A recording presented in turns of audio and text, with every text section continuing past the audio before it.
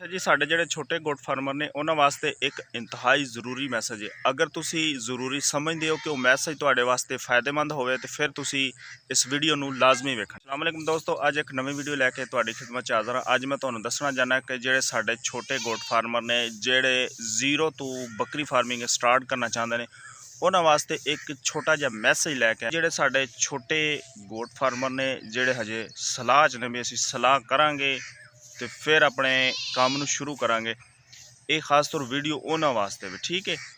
ਤੇ ਸਭ ਤੋਂ ਪਹਿਲੇ ਨੰਬਰ ਤੇ ਕਿ ਤੁਸੀਂ ਅਗਰ ਇਹ ਬੱਕਰੀਆਂ ਦਾ ਕੰਮ ਸ਼ੁਰੂ ਕਰਨਾ ਹੈ ਨਾ, ਤੇ ਤੁਸੀਂ ਫਿਰ ਦੇਰ ਨਾ ਕਰੋ, ਰਿਸਕ ਨਾ ਲਓ, ਅੱਲਾ ਤੇ ਭਰੋਸਾ ਰੱਖ ਕੇ ਤੁਸੀਂ ਇੱਕ ਵਾਰੀ ਸ਼ੁਰੂ ਕਰ ਲਓ। ਠੀਕ ਹੈ, ਜ਼ਰੂਰੀ ਨਹੀਂ ਕਿ ਤੁਹਾਡੇ ਕੋਲ 10 ਬੱਕਰੀਆਂ ਜੋਗੇ ਪੈਸੇ ਹੋਣ ਤੇ ਤੁਸੀਂ ਫਿਰ ਸ਼ੁਰੂ ਕਰਨਾ ਹੈ, ਅਗਰ 20 ਜੋਗੇ ਹੋਣ ਫਿਰ ਸ਼ੁਰੂ ਕਰਨਾ। ਨਹੀਂ, ਤੁਹਾਡੇ ਕੋਲ ਅਗਰ ਇੱਕ ਦੇ ਵੀ ਪੈਸੇ ਨੇ ਨਾ, ਤੇ ਤੁਸੀਂ ਇੱਕ ਵਾਰੀ ਸ਼ੁਰੂ ਕਰ ਲਓ। ਠੀਕ ਹੈ, ਤੁਸੀਂ ਰੂਟੀਨ ਬਣਾ ਲਓ ਕਿ ਤੁਸੀਂ 1 ਸਾਲ 'ਚ ਇੱਕ ਬੱਕਰੀ ਲੈਣੀ। ਠੀਕ ਹੈ, 5 ਸਾਲ 'ਚ 5 ਤੇ ਤੁਸੀਂ ਲੈ ਸਕੋਗੇ ਨਾ, ਸਾਲ ਬਾਅਦ ਇੱਕ ਤੇ ਤੁਸੀਂ ਖਰੀਦ ਹੀ ਸਕਦੇ ਹੋ ਨਾ।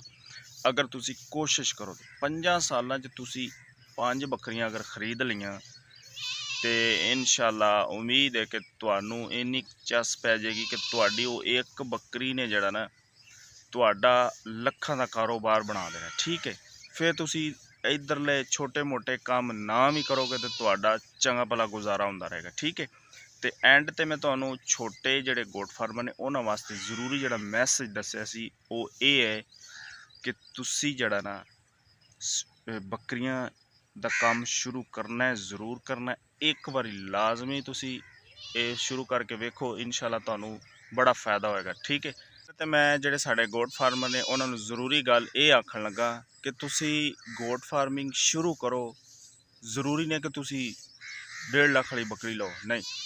ਅਗਰ ਤੁਸੀਂ ਸ਼ੁਰੂ ਕਰਨਾ ਹੈ ਨਾ, ਤਾਂ ਫਿਰ ਛੋਟੇ ਤੋਂ ਸ਼ੁਰੂ ਕਰੋ। ਇੱਕ ਬੱਕਰੀ ਲੈ ਲਓ, ਪਰ ਦਰਮਿਆਨੀ ਲੈ ਲਓ, ਥੋੜ੍ਹੇ ਪੈਸਿਆਂ ਵਾਲੀ ਲੈ ਲਓ। ਠੀਕ ਹੈ, ਇੱਕ ਵਾਰੀ ਲਓ ਸਹੀ, ਐਵੇਂ ਪੈਸੇ ਜ਼ਾਇਆ ਨਹੀਂ ਕਰਨੇ। ਠੀਕ ਹੈ, ਬਿਲਾ ਝਜਕ ਜ਼ਿਆਦਾ ਪੈਸੇ ਨਹੀਂ ਲਾਣੇ, ਸਿਰਫ ਥੋੜੇ ਤੋਂ ਸਟਾਰਟ ਕਰਨਾ। ਠੀਕ ਹੈ, ਇੱਕ ਵਾਰੀ ਸਟਾਰਟ ਕਰੋ, ਇਨਸ਼ਾਅੱਲਾ ਚੰਦ ਹੀ ਮਹੀਨਿਆਂ ਦੇ ਵਿੱਚ ਤੁਹਾਨੂੰ ਪਤਾ ਚੱਲੇਗਾ ਕਿ ਵਾਕਈ ਅਸੀਂ ਗੋਟ ਫਾਰਮਰ 'ਚੋਂ ਕਮਾ ਰਹੇ। ਠੀਕ ਹੈ ਜੀ, ਇਨਸ਼ਾਅੱਲਾ ਫਿਰ ਇੱਕ ਅੱਛੀ ਵੀਡੀਓ ਲੈ ਕੇ ਤੁਹਾਡੀ ਖਿਦਮਤ 'ਚ ਹਾਜ਼ਰ ਹੋਣਾ। ਅੱਜ ਵਾਲੀ ਮੇਰੀ ਇਹੀ ਵੀਡੀਓ ਸੀ ਜਿਹੜੀ ਕਿ ਤੁਹਾਡੇ ਤੱਕ ਪਹੁੰਚਾ ਦਿੱਤੀ ਹੈ। ਬਾਕੀ ਉਮੀਦ ਕਰਾਂਗਾ ਅਗਰ ਤੁਹਾਨੂੰ ਪਸੰਦ ਆਏ ਤਾਂ ਫਿਰ ਲਾਜ਼ਮੀ ਲਾਈਕ ਸ਼ੇਅਰ ਕਰਨਾ ਔਰ ਵੀਡੀਓ ਨੂੰ ਅੱਗੇ ਵੀ ਸ਼ੇਅਰ ਕਰਨਾ ਹੈ, ਤਾਂ ਕਿ ਜਿਹੜੇ ਨਵੇਂ ਭਰਾ ਸ਼ੌਕ ਰੱਖਦੇ ਨੇ ਬੱਕਰੀਆਂ ਦਾ ਉਹਨਾਂ ਦਾ ਫਾਇਦਾ ਹੋ ਜਾਵੇ। ਤੇ ਮੈਨੂੰ ਤੁਸੀਂ ਕਮੈਂਟ 'ਚ ਦੱਸਣਾ ਹੈ ਕਿ ਤੁਸੀਂ ਕਿੰਨੀਆਂ ਤੋਂ ਸ਼ੁਰੂ ਕਰਨਾ ਚਾਹੁੰਦੇ ਹੋ ਤੇ ਤੁਸੀਂ ਕਿਹੜੀ ਨਸਲ ਦੀਆਂ ਬੱਕਰੀਆਂ ਖਰੀਦਣਾ ਚਾਹੁੰਦੇ ਹੋ। ਠੀਕ ਹੈ ਜੀ, ਬਾਕੀ ਹਰ ਤਰ੍ਹਾਂ ਦੀ ਅਗਰ ਗਾਈਡਲਾਈਨ ਤੁਸੀਂ ਮੇਰੇ ਕੋਲ ਬੱਕਰੀ ਫਾਰਮਿੰਗ ਦੇ ਹਵਾਲੇ ਨਾਲ ਲੈਣਾ ਚਾਹੁੰਦੇ ਹੋ ਤਾਂ ਕਮੈਂਟ 'ਚ ਪੁੱਛ ਸਕਦੇ ਹੋ। ਠੀਕ ਹੈ ਜੀ, ਇਨਸ਼ਾਅੱਲਾ ਮਿਲਦੇ ਫਿਰ ਇੱਕ ਅੱਛੀ ਵੀਡੀਓ ਨਾਲ। ਅੱਲਾ ਹਾਫਿਜ਼।